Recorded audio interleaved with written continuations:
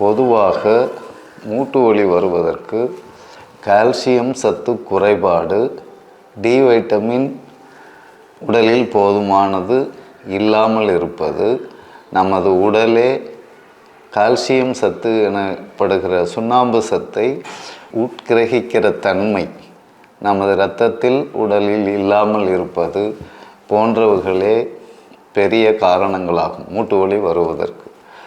சிலருக்கு விபத்துக்கள் உண்டாகி அந்த விபத்தினால் மூட்டு ஜவ்வு கிழிந்து விடும். மூட்டு ஜவ்வு கிழிந்து விட்டால் அந்த மூட்டு இயங்கும் பொழுது கிடைக்கிற அந்த சுரப்பு நீர் வெளியேறி மூட்டு தேய்வதற்கும் காரணம் இருக்கிறது.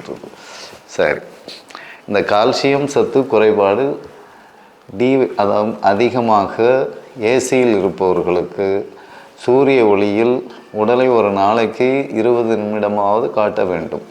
அப்படி காட்டாமல் ஏசி அறையிலேயே இருப்பது, உள்ளேயே உட்கார்ந்து கொண்டு வேலை பார்ப்பது இல்லாமல் போதுமான அளவு தூக்கம் இல்லாமல் இரவு நேர பணி பார்ப்பது, நேரம் தவறி சாப்பிடுவது, இது இல்லாமல் ஜீரணமாகாமல் மேற்கொண்டு சாப்பிடுவது.